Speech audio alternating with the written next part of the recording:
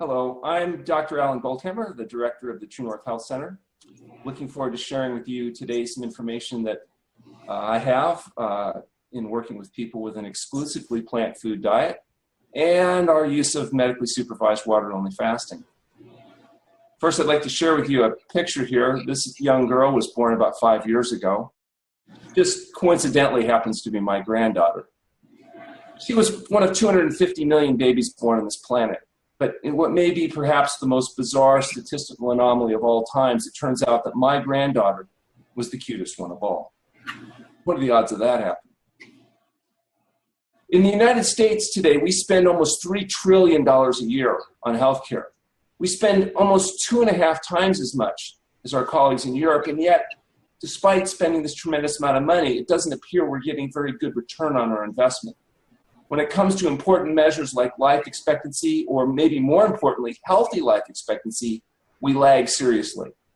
Life expectancy itself has increased from 47 years in 1900 to 78 years in 2014. That's an increase of 31 years. But adults today live little longer than they did in 1900, with 65-year-olds living only 7 years longer and 85-year-olds living just 2 years longer. So you have to ask, if life expectancy is up 31 years, but adults are only living 7 years longer at age 65. Where's the 24-year difference? And what explains that statistical reality? The fact is, the reason why life expectancy has gone up so much is largely because of a reduction in infant mortality.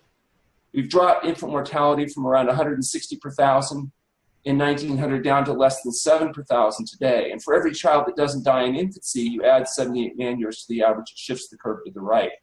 In fact, if you look here, the vast majority of the increase in life expectancy is in fact due to a reduction in infant and childhood mortality, largely as a result of improvements in public health and hygiene, not necessarily tied to medicine.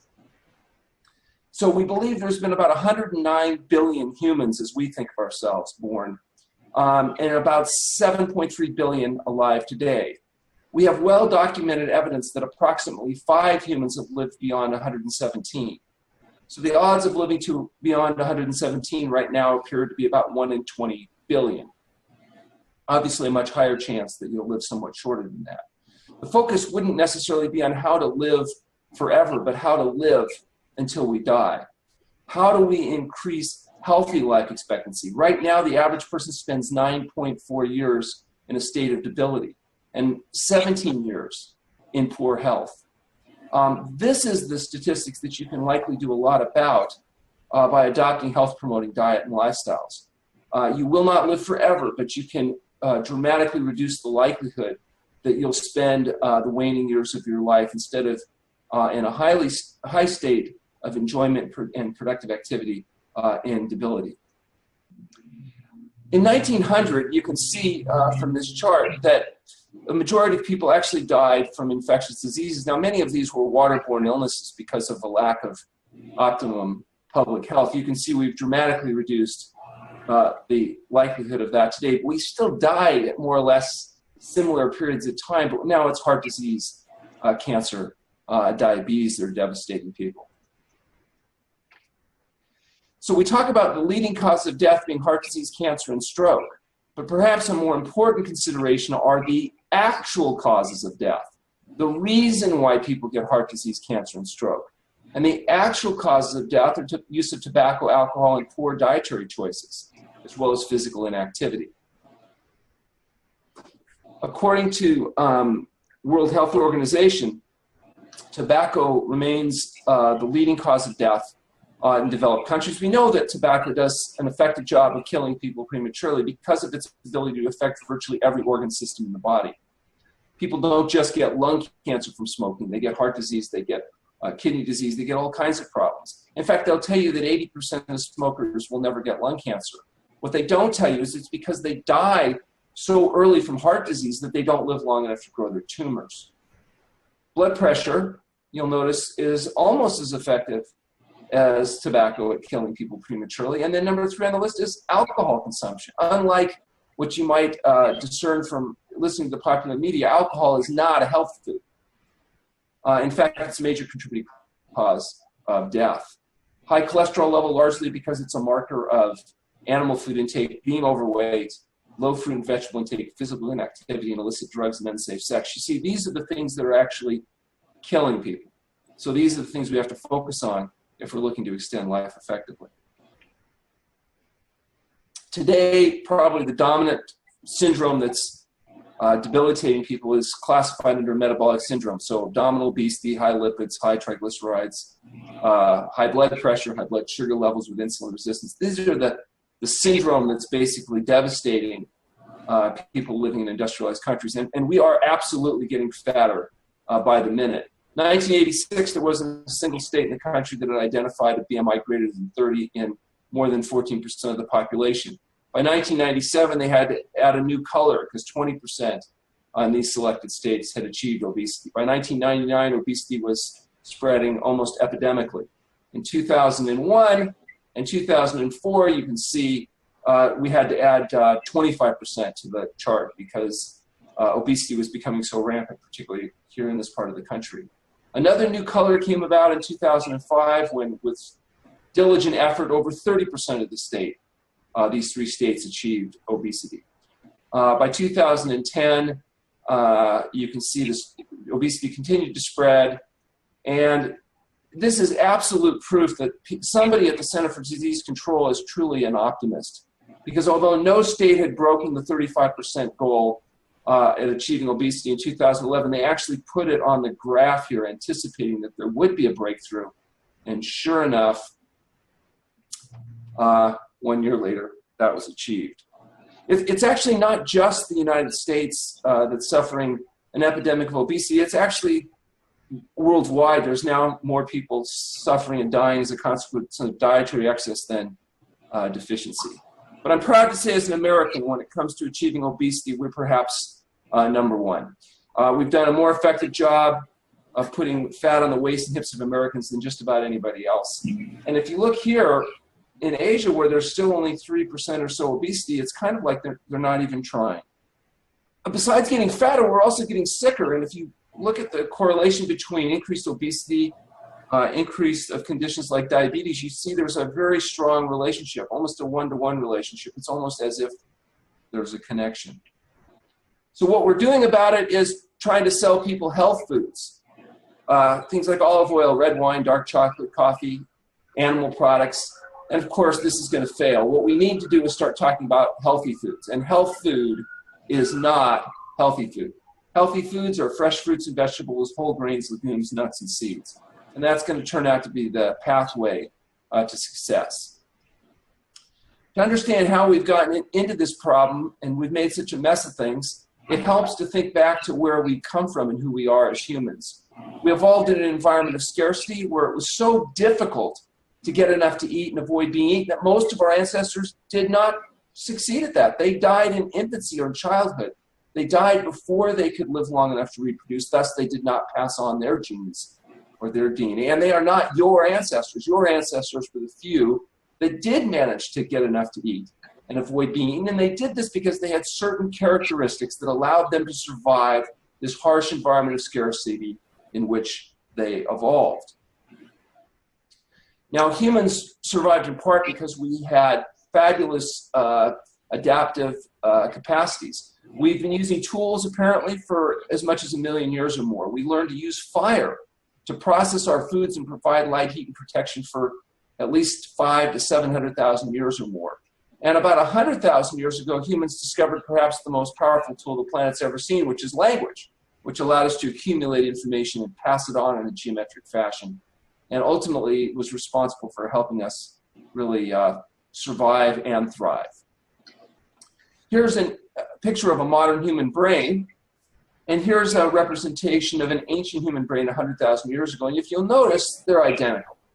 According to the anthropologists, in the last little blip of biological time, that is the last 100,000 years, there has not been any discernible change in size, capacity, or function of the human brain. And that's an important consideration because although we go farther back in our history, you can see humans were smaller, brains were smaller. Since modern humans appear on the scene, about the same time overlapping there with Neanderthals, we can see that there has not been an appreciable change in brain or physical stature.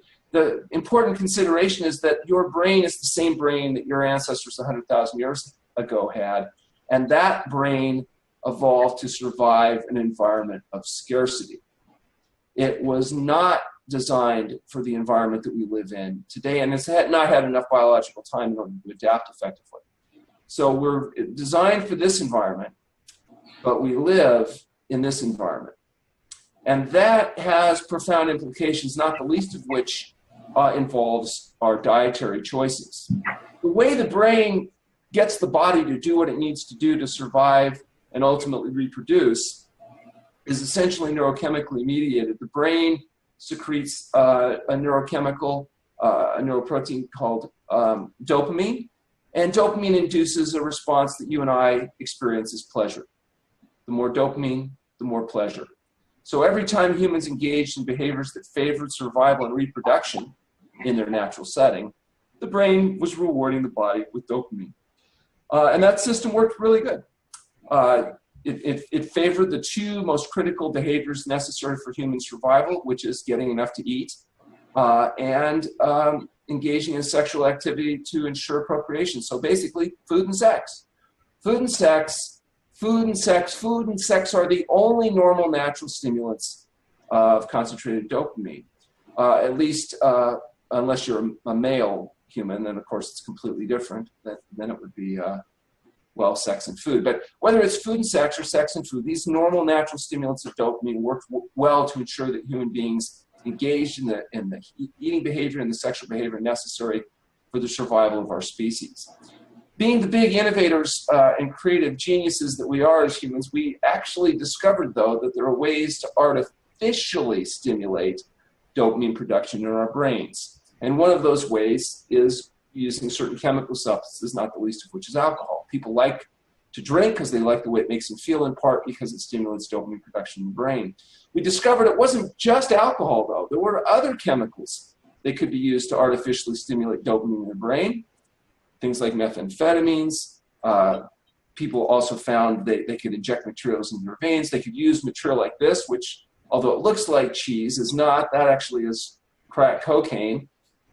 Cocaine turns out to be a particularly efficient way of artificially stimulating dopamine in the brain.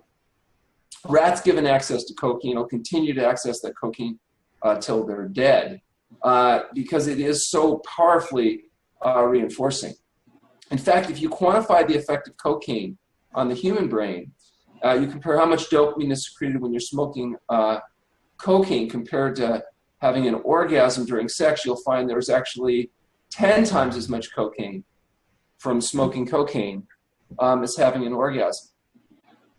I remember I was giving a talk one time in Los Angeles to a large group of people. I was talking about this topic. And an older woman, probably in her mid-80s, interrupted me and she said, "Excuse me, Dr. Goldhamer, where do you get cocaine?"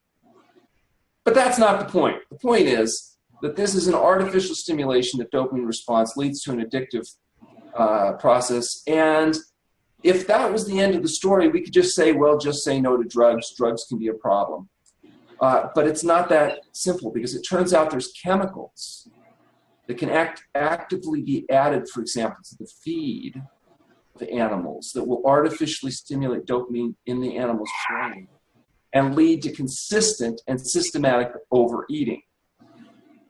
For example, mice or rats fed ad libitum will get to a certain size, but put some of these chemicals in the rat chow, those rats will increase their weight 40% in just 60 days. So you get huge increases in relatively short periods of time as a consequence of fooling the brain of the rat to stimulate more dopamine that leads to consistent overeating. It turns out it's not just mice and rats and birds that are vulnerable to this effect or to these chemicals.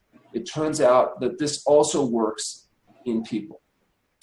And one of the chemicals that you can add to the chow of animals or people that will lead to overeating is C6H12O6, which we all recognize is sugar. Refined carbohydrates don't exist in nature in a concentrated form. You have to actually manufacture them. We do an effective job of that to the point where today people are consuming 150 pounds a year of sugar on average. Now, I don't eat any of it, which means somebody's taking my share as well. And there's one particularly obnoxious form of sugar, which is high fructose corn syrup, which is actually heavily federally subsidized, which we have increased consumption over 1,000% since 1986. Now, I'm sure that this massive increase in sugar and things like high fructose corn syrup may in fact be related to the epidemic rise in obesity that's happened over much the same time.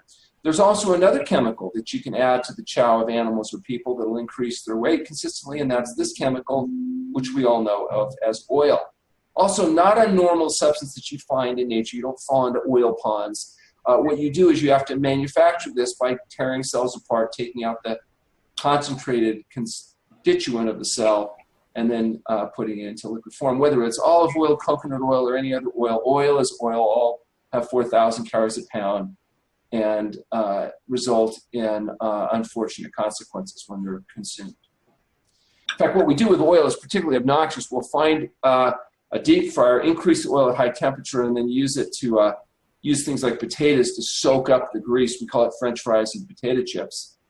I suggest to my patients, instead of eating French fries and potato chips, probably they should just find the deep fryer and stick their head in it and suck, because that's essentially what they're doing when they're eating foods like that. And believe me, it's having an effect on us in a major way. In fact, now we're looking at epidemic increases, particularly amongst children, of conditions like diabetes.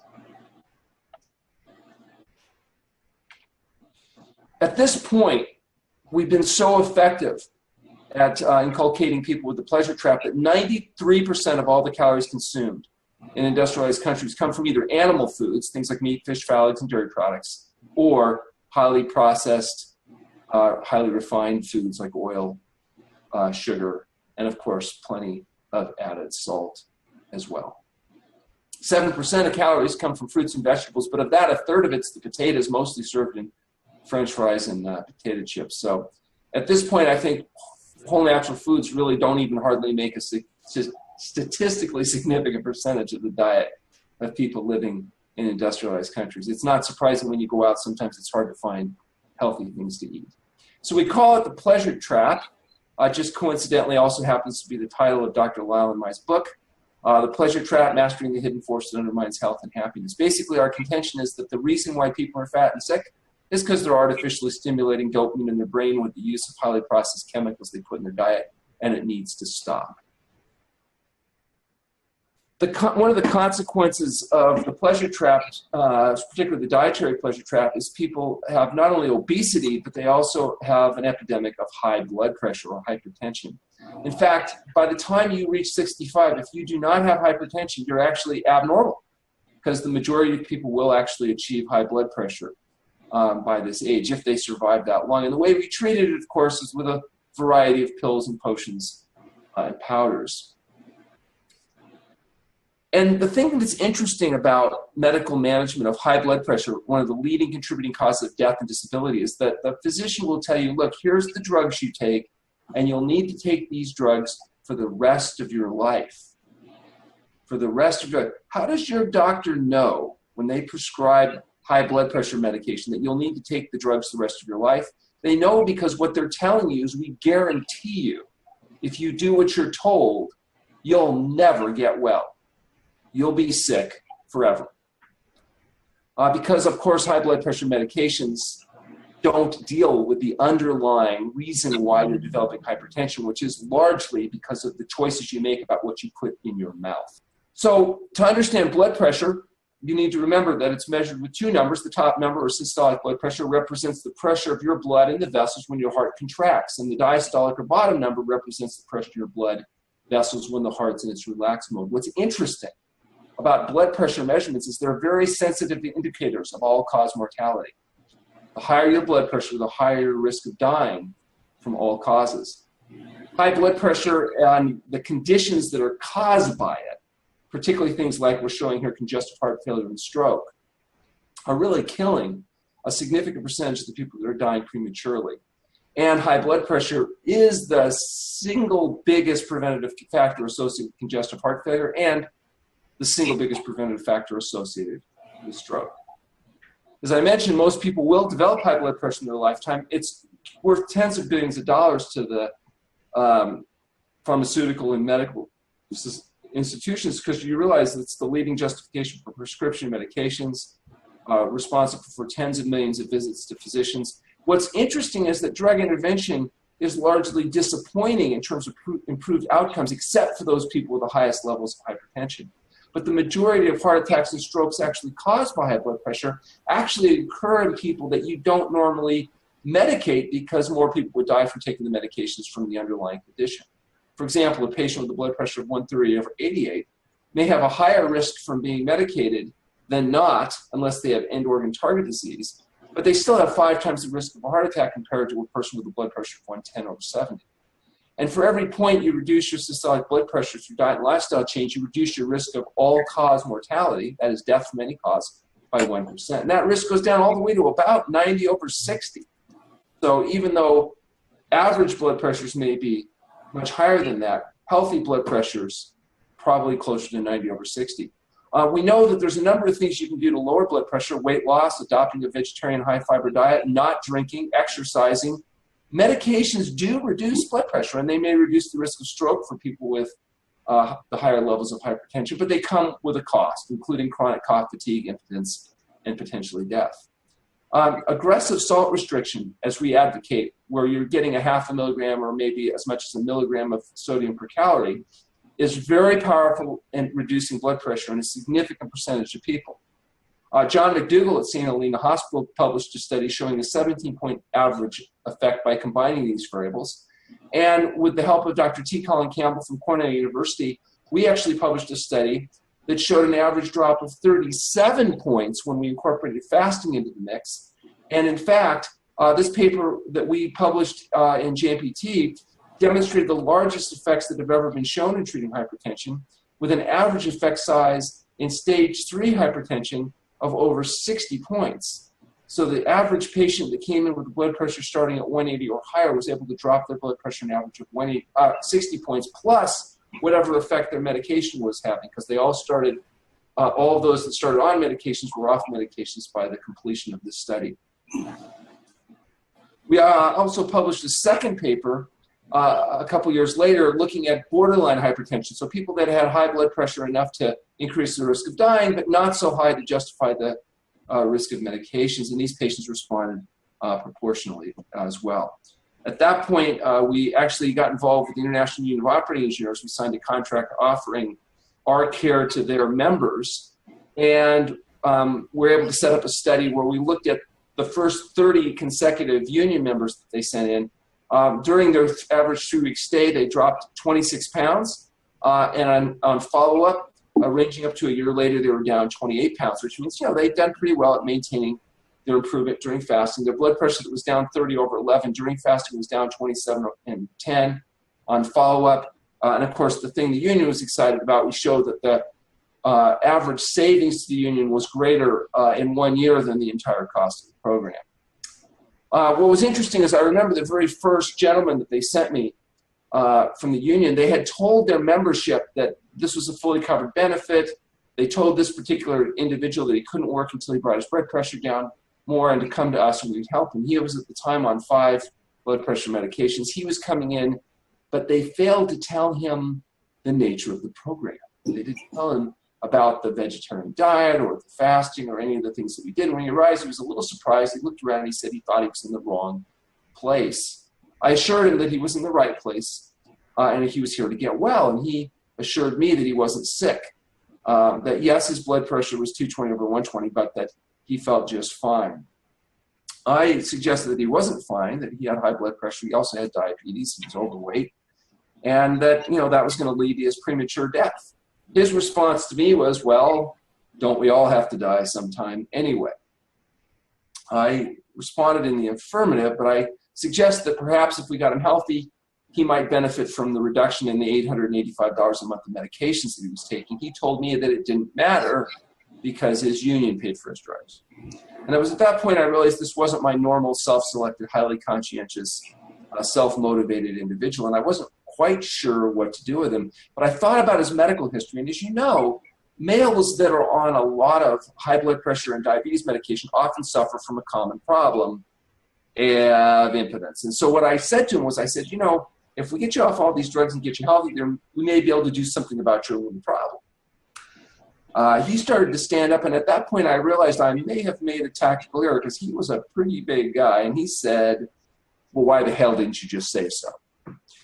So we're checking him in, and he was telling me about his diet jar. He basically ate this. Now, it wasn't exactly this because I couldn't get a picture of a triple cheeseburger without a piece of that disgusting green stuff called lettuce, because he said he would never eat that. If they made a mistake and put that on his hamburger, he would lift up the bun, take that off, and throw it away. So given that his diet was essentially meat, fish, fowl, eggs, dairy products, oil, salt, and sugar, we decided we would try to feed him a bit before we instituted the fasting in order to address his underlying condition. We gave him his first meal, and at first I was watching him try to eat this meal, and he's like, and I thought, oh, perhaps he had a tumor we missed. I asked him if he was having difficulty with the food, and he said, what food? He said, this food that we had given him, the fruit, the vegetables, was not food. He said it was disgusting. And he told me that if he had to eat tasteless slime like that the rest of his life, he'd rather just die. He suggested that I go out to his truck, get his 12 gauge, and when he's not looking, just shoot him in the head. So we checked him in. He underwent a fast of somewhat over 20 days, during which time he normalized his blood pressure and blood sugar levels. He obviously lost a lot of weight. What was most interesting to me, it was afterwards we were going through the refeeding process, and now he was actually eating the food. And when I asked him, I said, it looks like you're doing a little better with the food now. He said, yeah, your damn chef's finally getting the hang of it. It took me like 20 minutes to convince him that it was the same food we gave him before, but now he'd gone through a process we call neuroadaptation, and he could actually enjoy eating whole natural foods. One of the things you want to think about, this gentleman, if I just sent him home with a note suggesting he adopt a healthy diet, would not have complied. He would not have even been able to get to a single meal. After the impact of fasting, we were able to get good compliance. It was interesting. I saw him about 6 months later at a semi-annual where we were doing blood pressure screening. I asked him how he was doing. He said, I'm doing just fine. And he actually did maintain good dietary compliance despite the fact that he had a long way to come. Now, what we did with him that was unique is we went through a period of fasting. Now, right now, there's a lot of information in the popular literature about various forms of fasting, not the least of which is various forms of calorie restriction or intermittent fasting or periodic fasting. Now, that's not what I'm talking about today. These are very useful tools. Intermittent fasting, for example, where you narrow the feeding window of an individual. Maybe they don't eat breakfast before a certain time in the morning or dinner after a certain time in the afternoon to increase the fasting window of time, or reducing calories to 600 calories a day, 1 or 2 days a week. These types of programs can be very helpful. We describe them in detail on our website at healthpromoting.com for people that want to learn about that. We've got all the information freely available for you. But what I'm talking about today is actually medically supervised water-only fasting. And that's going to be periods of water-only fasting in a controlled environment for anywhere from 5 to 40 days. This is different than starvation, which is often used synonymously in the literature with the term fasting. Fasting is when you have labile reserves. You can mobilize necessary nutrient stores. If you go long enough, then you enter a process called starvation.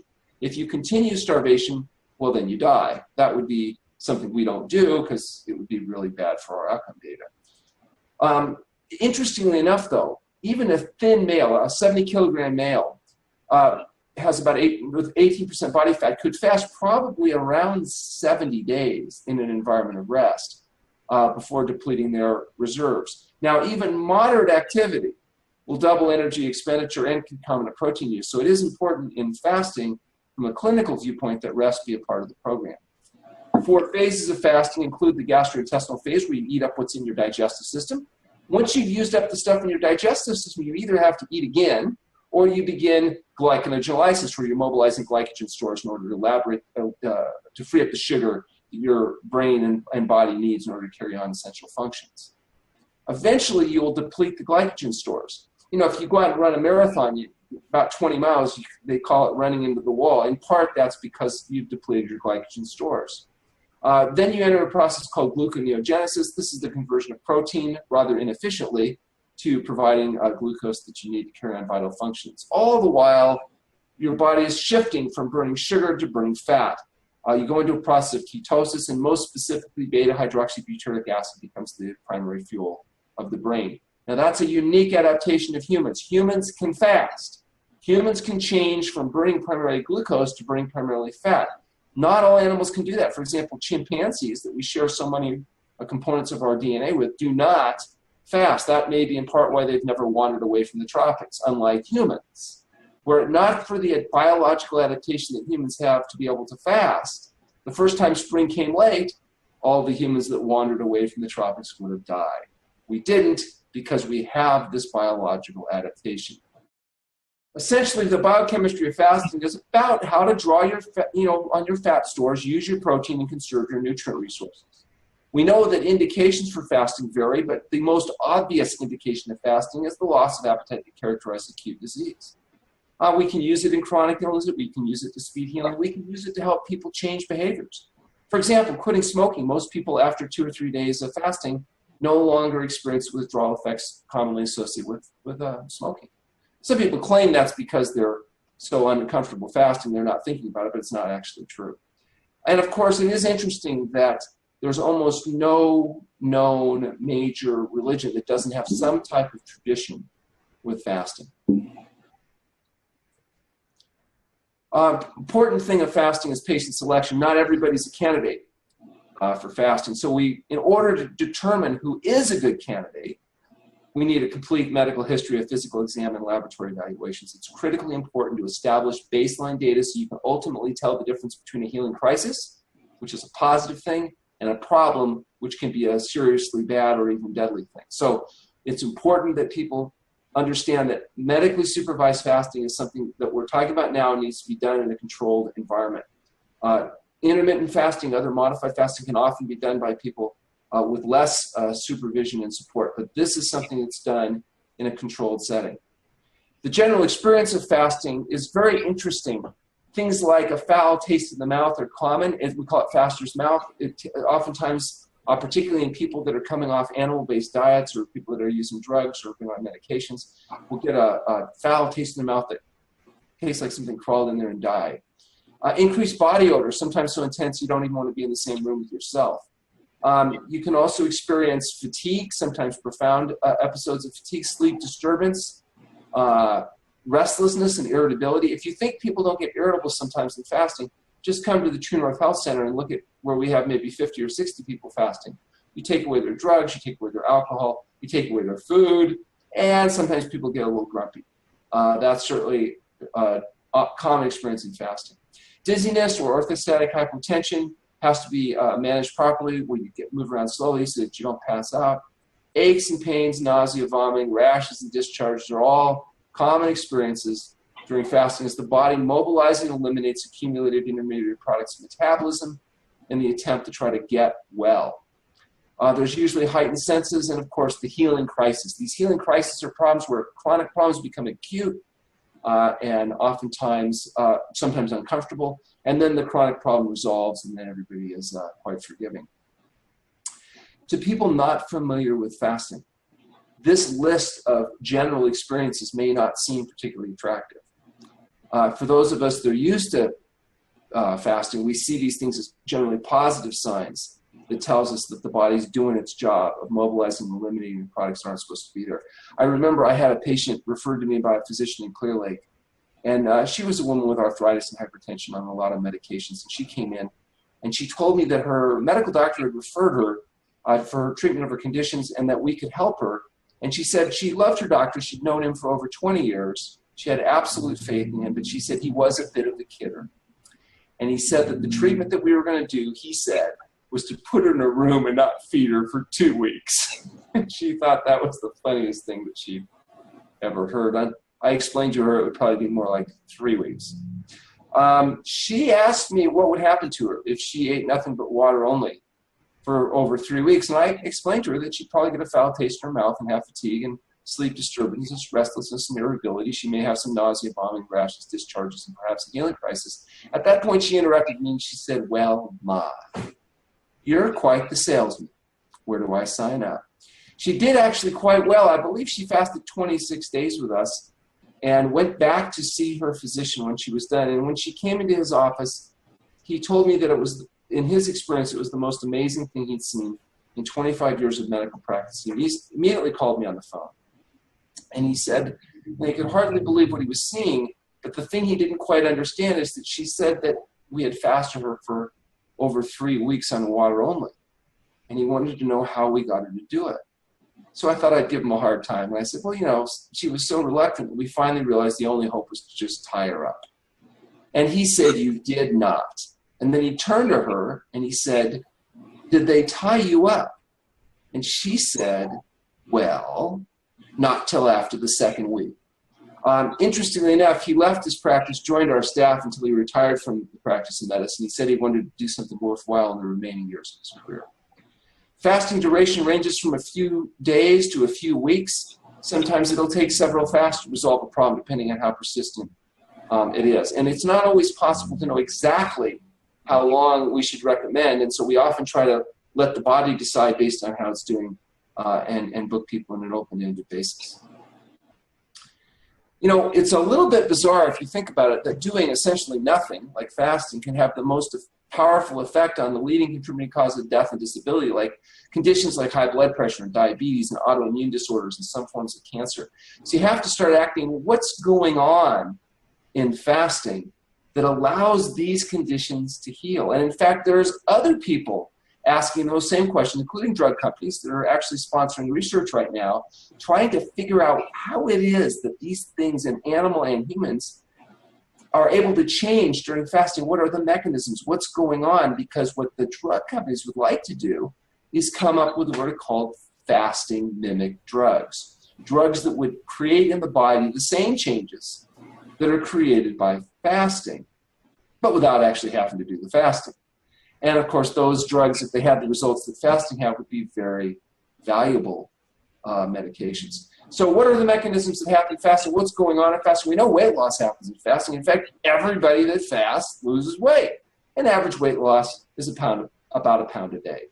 Everybody that fasts experiences this natriuretic process where the body selectively mobilizes and eliminates a lot of the accumulated sodium that's built up in the body, often because we eat diets that are excessively high in salt.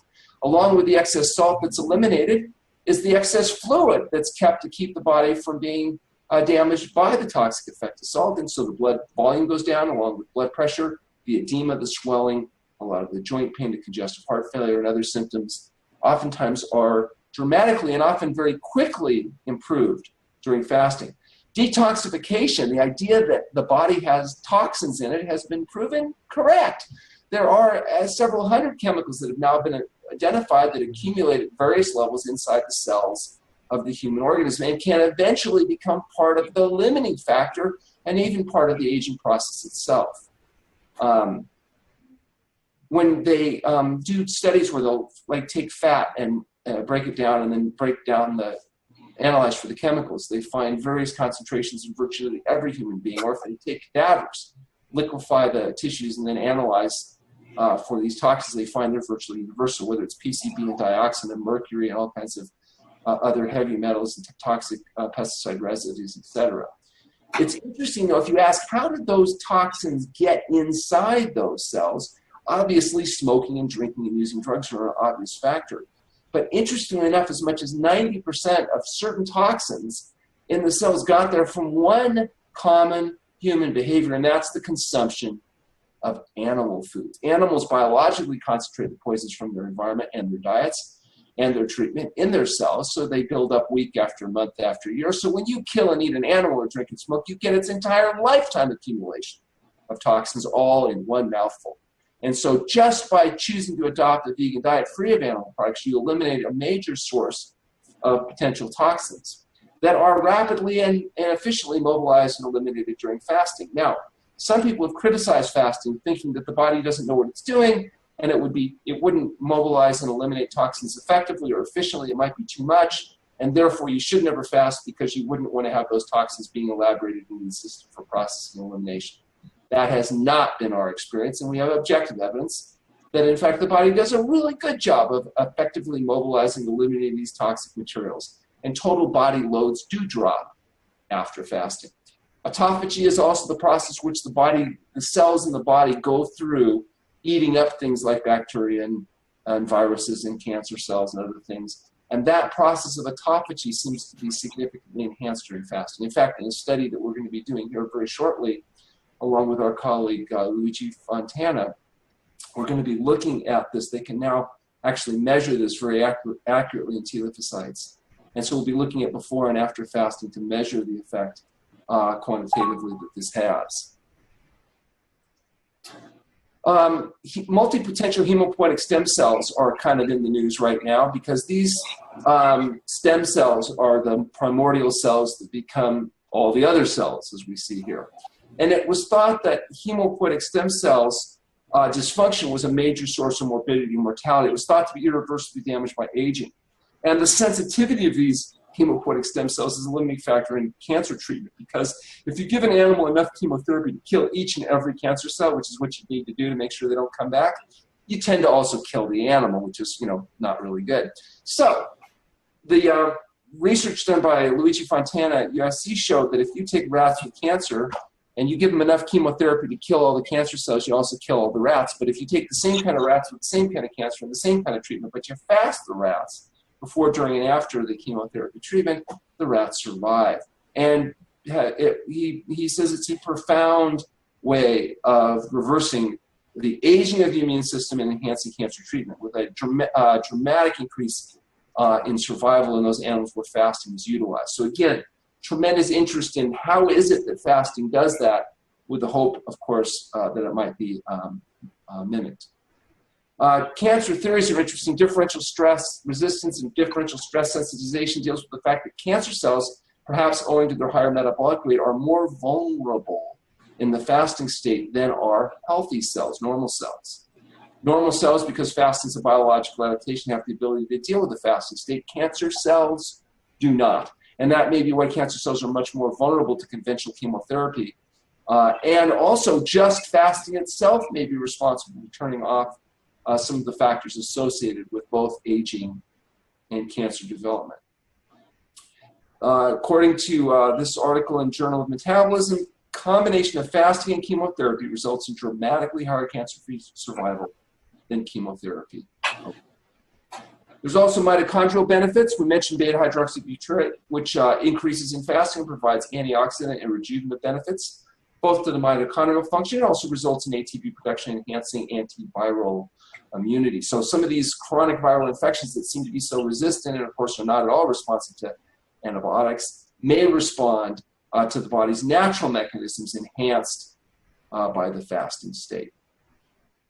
In lower eukaryotes, we know that you can take simple cell organisms and put them in a nutrient deficit environment. Their life expectancy goes up 400% because they go into kind of a hibernation mode, waiting for a new source of nutrition.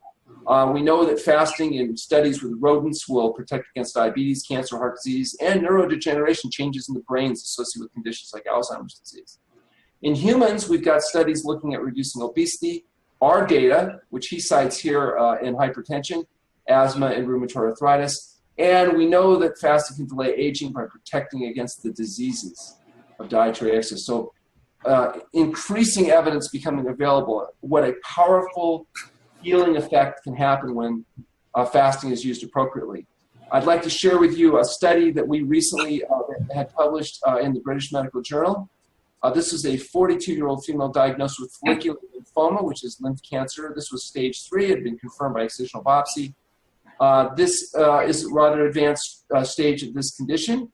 The current treatment protocols include immunotherapy-based treatments, chemotherapy, and radiation, but none of them have been shown to be dramatically effective. And so there's often a delay in imposing these treatments because of their side effects until it's absolutely necessary. CAT scan of this individual was positive. She underwent a CT-guided core biopsy, and the data was presented. Her primary care physician, interestingly enough, was not exactly supportive in the sense that he told her that there was no evidence that diet played a role in her condition, that she could eat whatever she wanted, and he described fasting as criminal quackery. Her oncologist wasn't quite so antagonistic. He told her that diet wasn't relevant to the condition, that there was no evidence that fasting would be helpful, and that his recommendation was conventional therapy. So given that tremendous medical support, she decided to check in at the TrueNorth Health Center to wait 21 days of water-only fasting. And during that time, her externally palpable tumors disappeared. She underwent 10 days of refeeding and then went back to the oncologist, who was rather surprised. He examined her a couple times, looked at her chart, looked at her picture, examined her again, and then he asked her what happened, and she explained that she'd gone to the criminal quacks, underwent the fasting, and her tumors disappeared.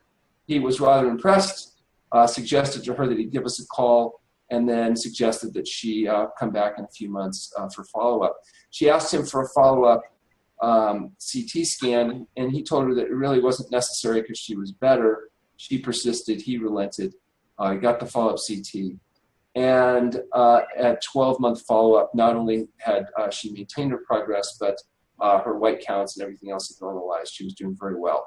And at this point, we decided it was time to submit this study for publication. My colleague, John McDougall, suggested a few journals. I told him I wanted to submit it to the British Medical Journal. He didn't think that was a realistic suggestion. He thought we needed to be, at a little bit lower impact journal. So I immediately sent it to the British Medical Journal, of course. And fortunately for us, they decided to publish the paper. I wrote to the oncologist. I told him I thanked him very much for all the confidence he had shown in referring his patient to us for therapeutic water-only fasting. And I said that I am sure as I'm sure he expected, she's obviously gone into remission and continues to do well. And I invited him to sign on as co-author of the paper since he was her oncologist. It's been 2 years. I still haven't heard from him. I'm sure it's just because he's busy. In any case, we now have a 2-year follow-up on her, and she's continued to do very well, probably not in small part because she's been compliant with our exclusively plant food diet, free of SOS. SOS, of course, stands for the International Symbol of Danger, and also sugar, as well as refined carbohydrates, oil, and added salt. These were the CAT scans before. You can see here a pretty good sized mass before and after. And this was, interesting enough, her weight and BMI. You notice her weight before we started was 81 kilograms, started the fast 78 kilograms, end of the fast 68 kilograms, 6-month follow-up 63, 12-month follow-up 59, and then at 24 months, I don't have that on here, but it's gone down a little bit more. And that's just evidence that she's actually being compliant. The problem with these approaches is you actually have to do the things like eat good, exercise, and get enough sleep in order to sustain the results. Because just like obesity, you can't cure obesity, you can manage it. If you go back to greasy, fatty, slimy, dead, decaying flesh, highly processed foods, you're going to get fat again. You're not curing cancer or high blood pressure or anything else. What you're doing is you're managing it. You're changing the diet and lifestyle. The fact that the body's ability to heal itself is getting faster, quicker than it's getting sick, and that works well in highly compliant patients. Other mechanisms of fasting include enzymatic induction. Enzymes are necessarily generated by the body to do things like detoxification and fat mobilization, etc. These enzyme systems of detoxification are induced during fasting, and we believe they persist after fasting. So you're not just detoxifying when you fast, but you actually continue to detox at a faster rate after fasting, and we believe it's cumulative. That every time somebody fasts, we believe we're canalizing these pathways, and we believe that we're going to find evidence in this research that we're beginning now that's going to show that those systems persist. Brain-derived neurotrophic factor and its receptor also increase in fasting and exercise. The higher the BDNF levels, the lower the risk factors associated with neurological disorders, including things like dementia and Alzheimer's disease. Insulin is a hormone that drives sugar from the bloodstream into the cells. Insulin resistance, which is the characteristic hallmark of type 2 diabetes, improves during fasting. So it is not something that particularly responds well to drugs, but it does respond to fasting. And that's why a significant percentage of our type 2 diabetics are able to achieve normal blood sugar levels without medication, as long as they're willing to do really dangerous and radical things like eat good and exercise on an ongoing basis. The gut is a tunnel that goes through your body.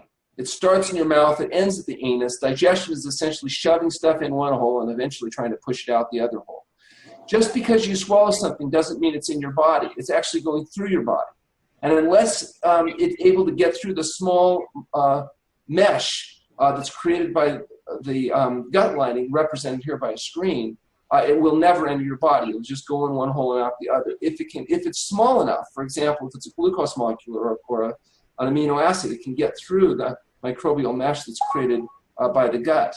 However, most of these larger molecules, including peptide molecules, cannot penetrate the gut membrane unless the gut membrane is damaged. Much like flies are kept out by a screen, if the screen is damaged, the flies get in. If your intestinal mucosal membrane is damaged, you can get what's called gut leakage, where proteins are absorbed into the system that aren't designed to be there. Fortunately, you have an immune system. The immune system reacts, takes care of it, and you're fine, unless you continue to assault the body with ongoing sources of amino acids or proteins that are antagonistic or antigenic, in which case, in genetically vulnerable people, the immune system can overreact, and depending on what tissues your body is attacking will be the name of the condition we call it. If it's attacking your colon, it might be called ulcerative colitis or Crohn's disease. If it's your skin, you might term it vasculitis. If your thyroid is being attacked, we might call it Hashimoto's thyroiditis, etc.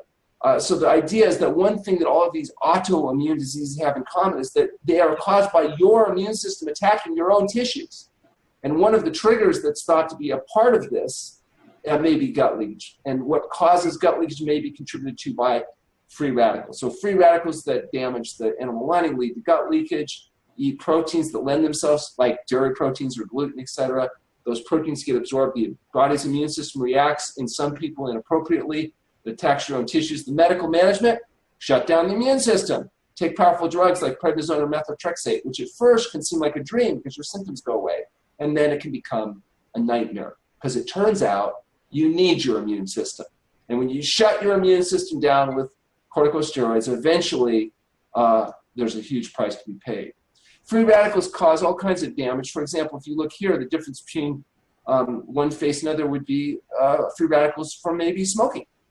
Smoking is a fabulous source of free radicals. It bathes the tissues of the body with free radicals, not just causing smoker's face that you see here, but also damaging the animal lining of the blood vessels leading to heart disease, as I mentioned before, which may be why people get so much heart disease they don't live long enough to ultimately grow the tumors they might have grown otherwise.